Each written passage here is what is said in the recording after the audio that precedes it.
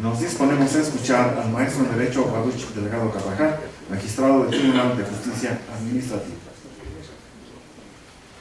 Muchas gracias, muy buenos días. Yo agradezco la invitación que le hacen al Tribunal de Justicia Administrativa por conducto de servidor, y agradezco a esta organización muy tradicional de Toluca, de nuestro estado, que alberga a grandes académicos, a grandes juristas. Muchas gracias, maestro Germán García Salgado, por su atenta invitación, lo mismo que a mi amigo José Luis Altamirano. Saludo con mucho respeto, con mucho gusto a quienes integran el presidio. Agradezco de manera particular el acompañamiento de mis compañeras y de mis compañeros, magistradas y magistrados del Tribunal de Justicia Administrativa, quienes compartirán con su servidor, un integrante más de este nuevo régimen, para buscar sancionar las responsabilidades administrativas y hechos de corrupción en el Tribunal de Justicia Administrativa. Muchas gracias por su presencia. A todas, a todos los aquí presentes, muy buenos días. Con su permiso.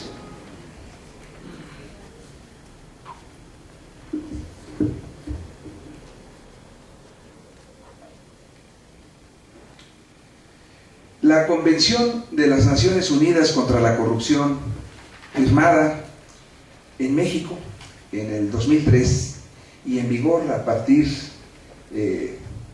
obligatoria para el Estado mexicano a partir del 2005, establece una definición de corrupción. Señala que la corrupción es una plaga insidiosa que tiene un amplio espectro de consecuencias corrosivas para la sociedad. Socava las democracias y el Estado de Derecho, da pie a violaciones a derechos humanos, distorsiona los mercados, menoscaba la calidad de vida y permite el florecimiento de la delincuencia organizada, el terrorismo y otras amenazas a la seguridad humana. Esta convención internacional establece y tiene como propósitos fortalecer, obligar a que los Estados parte fortalezcan sus sistemas para prevenir, investigar y sancionar hechos de corrupción, particularmente impulsada por el Estado mexicano en el 2003 y en vigor a partir del 2005. De igual forma, la Convención Interamericana contra la Corrupción, adoptada, firmada en Venezuela en 1996, tiene como propósitos promover y fortalecer los mecanismos necesarios para prevenir, detectar, sancionar y erradicar la corrupción. Estas convenciones, internacional y regional, han incidido y han obligado al Estado mexicano a tomar cartas en el asunto para establecer nuevas instituciones, nuevos sistemas jurídicos para la prevención, la investigación y la sanción de responsabilidades administrativas y de hechos de corrupción.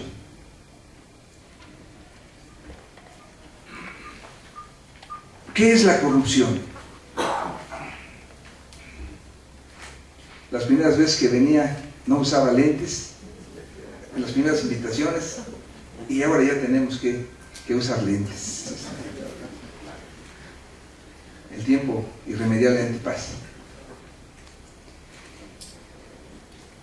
¿Qué es la corrupción? La corrupción es un delito, pero también puede ser una infracción que implica la violación de alguna obligación por parte de quien decide, por parte de una autoridad particularmente. El acto o la actividad corrupta requiere, además de quien decide y quien toma la decisión en ejercicio de una función pública, requiere la intervención de otras personas. Es un delito o una infracción participativa en el que una de las partes intente influir en el comportamiento de la otra a través de promesas, a través de amenazas o prestaciones prohibidas por el sistema normativo relevante, el que regula y rige la función pública que tiene a su cargo quien decide en un momento determinado. El objetivo que persigue este tipo de influencia es la obtención de un beneficio o una ganancia para las partes que intervienen en el acto corrupto, tanto la autoridad como quien soborna. De ahí que la participación de la sociedad civil es fundamental para prevenir y combatir hechos de corrupción.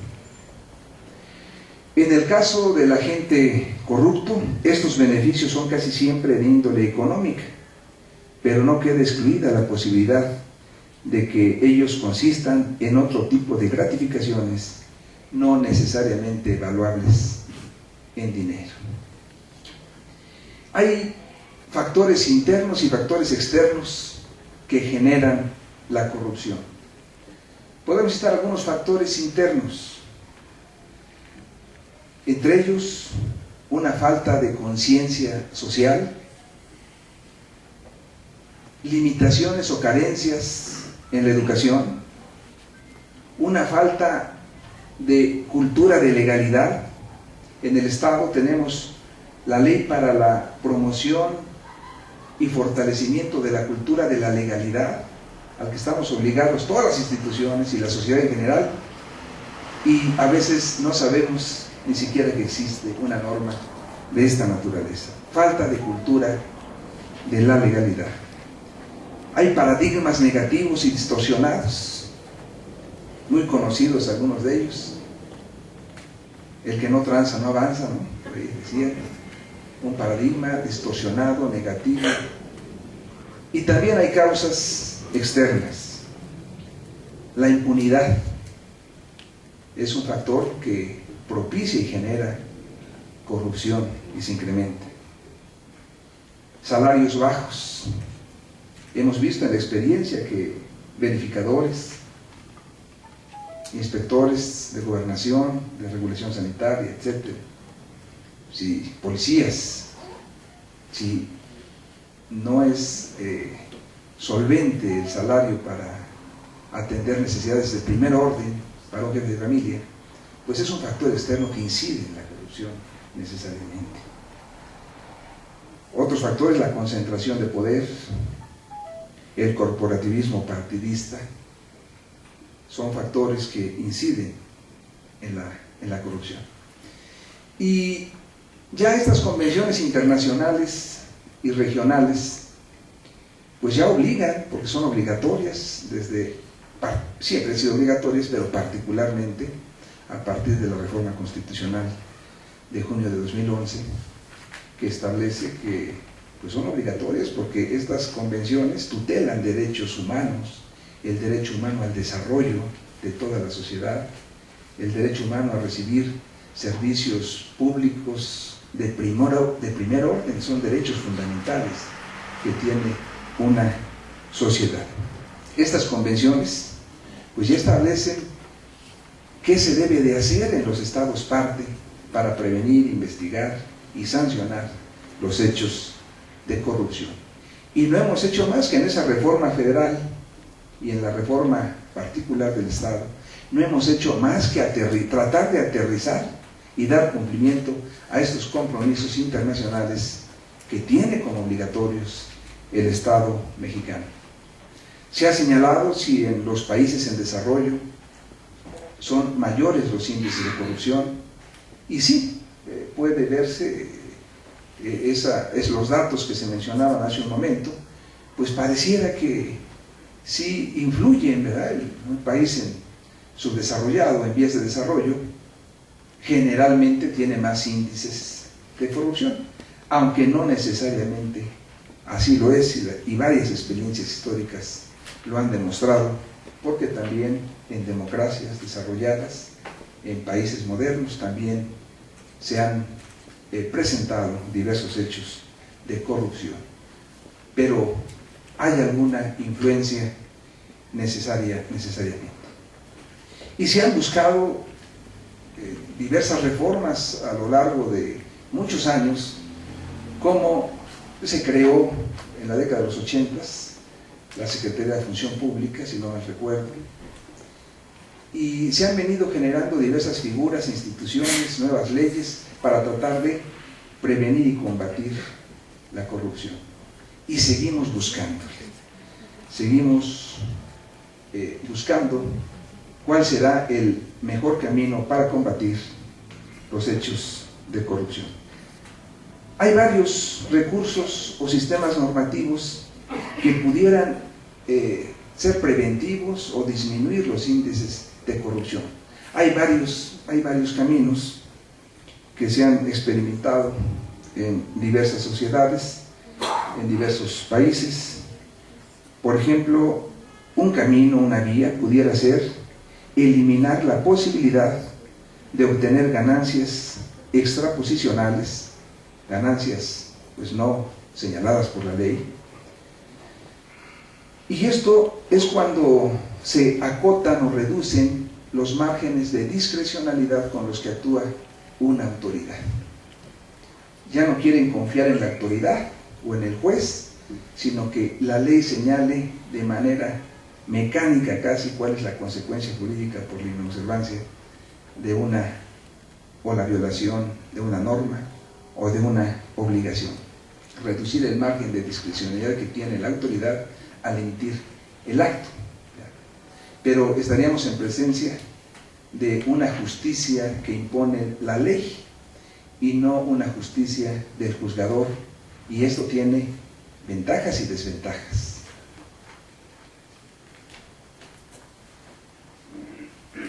Otra vía, bueno, un ejemplo de lo anterior sería que todos los delitos, y no confiamos en los jueces, no establecimos mínimos y máximos para imponer una pena, y pues la ley que diga, a ver, quien comete el delito de homicidio culposo será acreedor a una pena privativa de libertad de 8 años.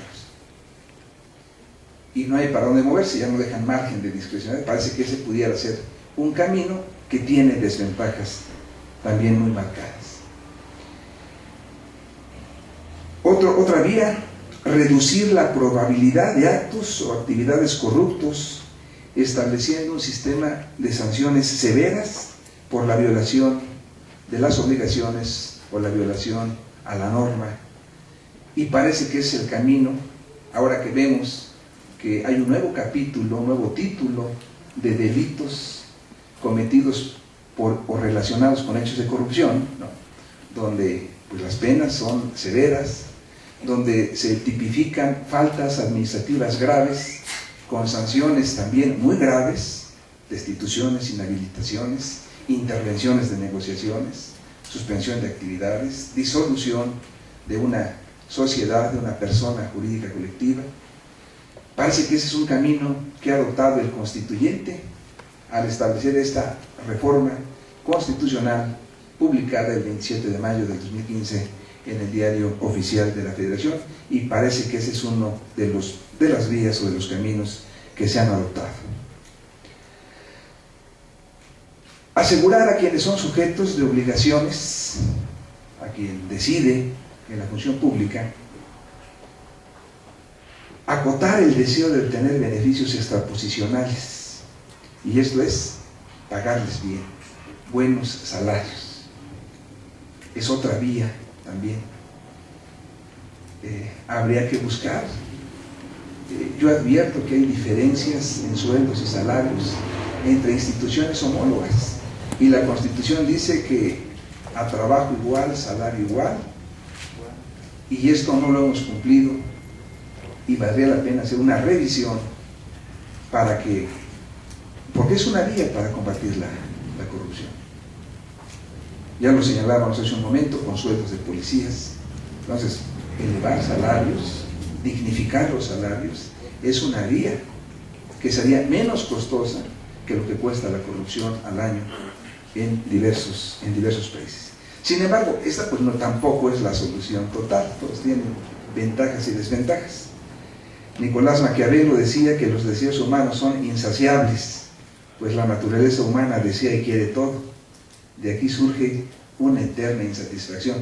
Entonces, pues hay que combinar ese sistema con otros sistemas de imposición de sanciones severas, de políticas públicas de prevención, pero ir combinando una serie de remedios o caminos que la dogmática y que estas convenciones internacionales y regionales ya van señalando.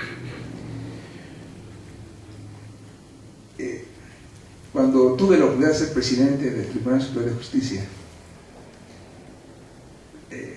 siempre busca uno pues dejar ahí una frase en los muros de una institución, y recuerdo que pues siempre que acudía la gente a reclamar decisiones de jueces, pues yo siempre estaba convencido de que pues la ley puede ser perfecta, pero siempre quien la aplica es el ser humano.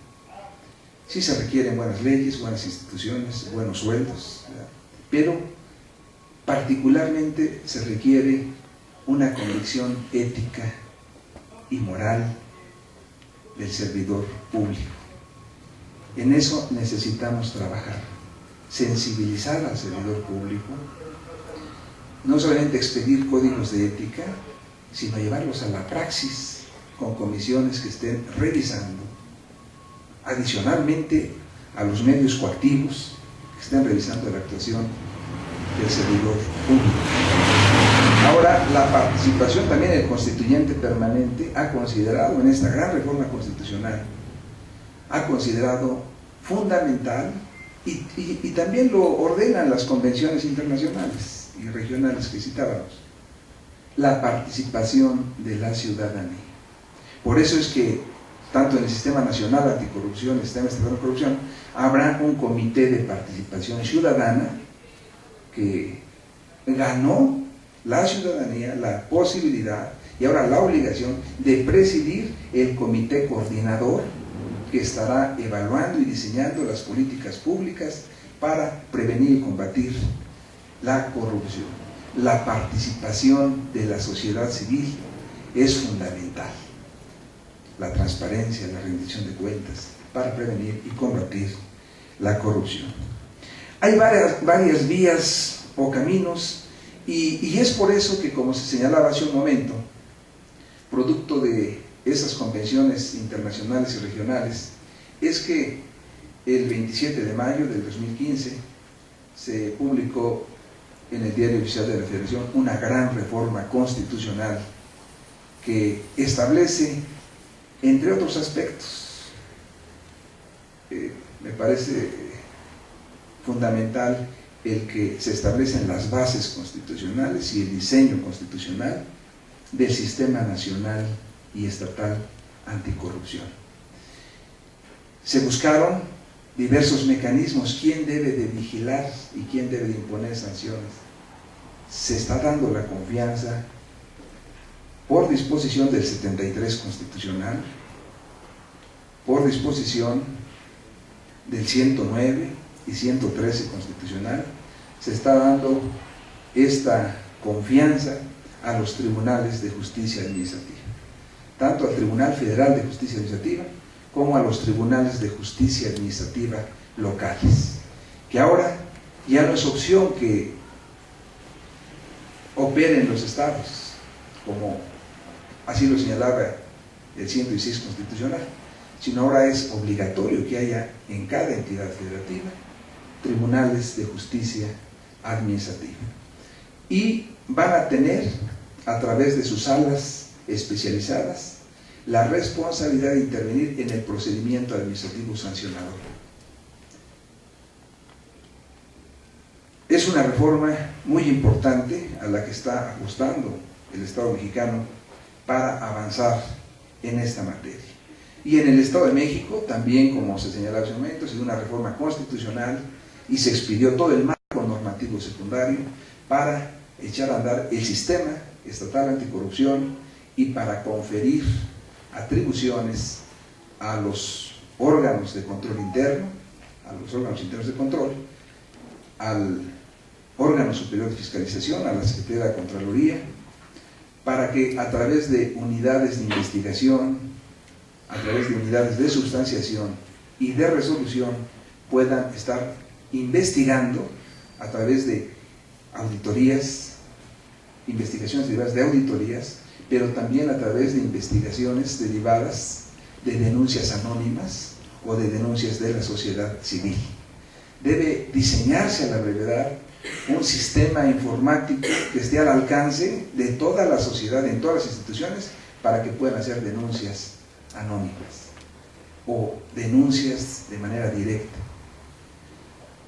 Se establece en esta Ley de Responsabilidades Administrativas y en reformas al Código Penal del Estado tipos penales y tipos administrativos con sanciones contundentes y graves. Sin embargo, se tiene la reforma por sí sola no va a tener éxito si no hay un compromiso de los órganos investigadores real, profesional, en la investigación de los hechos de corrupción.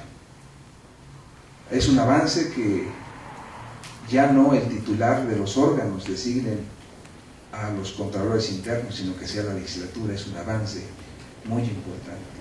Y también hay avances porque incurrirá en delitos y faltas de obstrucción a la justicia el contralor interno que no investigue una falta de la que tenga conocimiento. Y allá sabrá el contralor interno que no investigue con contundencia, con seriedad, con profesionalismo, o que trate de simular cuando, siendo una falta grave, la investigue como falta no grave. Incurre no solamente en un delito, sino en una falta administrativa grave. De ahí que tendrán que irse conjugando todos estos esfuerzos institucionales para hacer realidad este sistema nacional y estatal anticorrupción. Pudiéramos seguir platicando, pero pues ya no quiero abusar de su tiempo. Hay importantes avances. Cambia el sistema inquisitivo de la imposición de sanciones administrativas, porque antes las contralorías eran juez y parte, investigaban y sancionaban. Ahora lo siguen haciendo para faltas no graves, pero a través de unidades administrativas distintas. Y yo creo que también las instituciones tienen ya la obligación en este momento de tener reestructurada su organización interna y sus órganos de control interno. Si no, yo creo que estamos incurriendo en responsabilidades ya todos en este momento. Y para faltas graves, el órgano investigador es uno, el sustanciador es otro, y el órgano que sanciona será el Tribunal de Justicia Administrativa. Y es un sistema garantista, ya no es inquisitivo, sino que transitamos a un modelo más garantista, con diversas facultades para el Tribunal de Justicia Administrativa. La facultad que tiene para ordenar el desahogo de pruebas para mejor proveer es una herramienta muy importante. Creo que todas las instituciones debemos de sumar esfuerzos para hacer realidad esta reforma que se le debe a México, que se le debe a nuestro Estado y que se le debe a toda la sociedad mexicana. Muchísimas gracias por su atención.